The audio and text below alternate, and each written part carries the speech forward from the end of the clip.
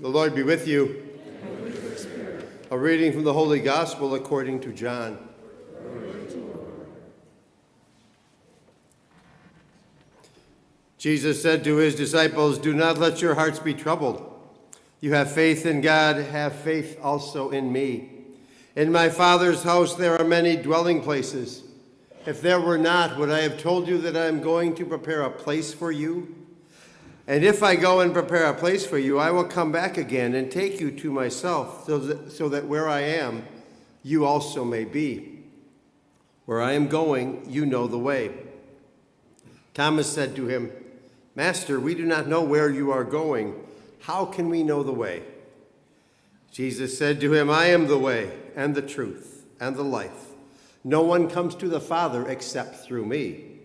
If you know me, then you will also know my Father. From now on you do know him and have seen him." Philip said to him, "Master, show us the Father, and that will be enough for us."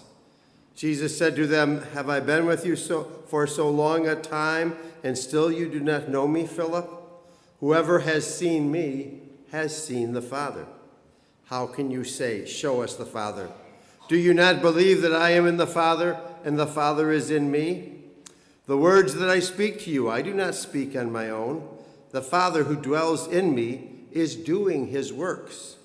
Believe me that I am in the Father, and the Father is in me, or else believe because of the works themselves. Amen, amen, I say to you, whoever believes in me will do the works that I do, and will do greater ones than these, because I am going to the Father." The Gospel of the Lord. Praise to you, Lord Jesus Christ.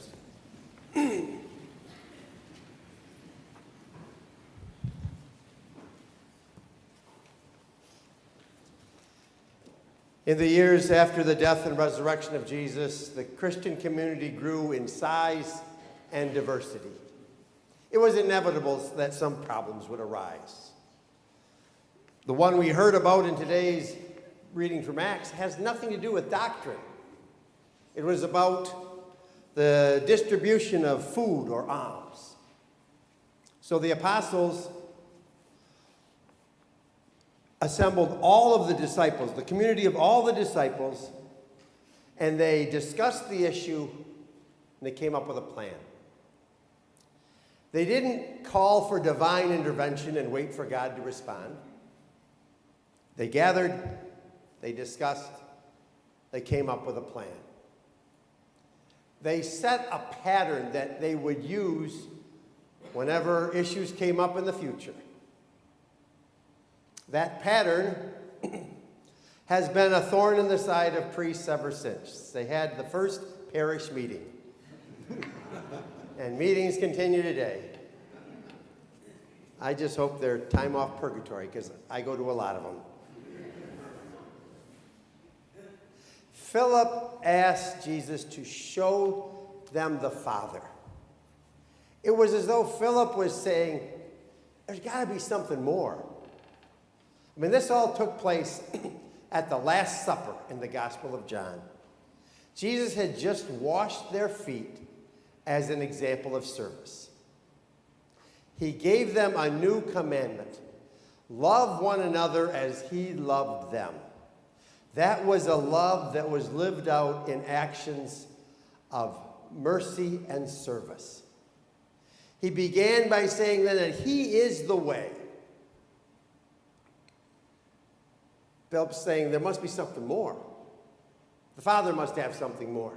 Show us the Father, and then we'll begin to understand. Jesus said, since they've seen him, they've seen the Father. Jesus and the Father are one. Follow the way of love and mercy and service. Live that way day in, day out, no matter how people respond.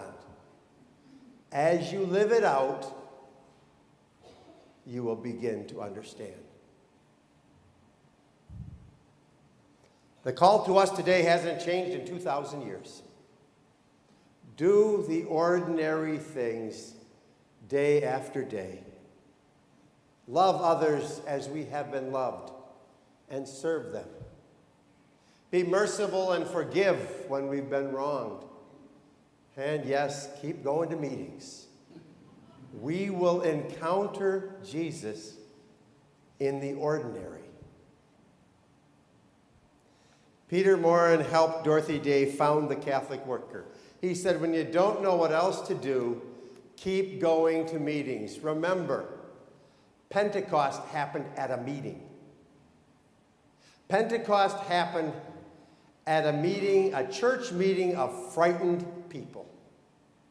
They were afraid and they felt uncertain about their future. Pentecost happened because despite their fears, they gathered in faith. Pentecost continues to happen today. Despite our worries and concerns, our busyness or our boredom, we encounter Jesus in the ordinary. The Spirit is a part of us. So Pentecost happens all the time.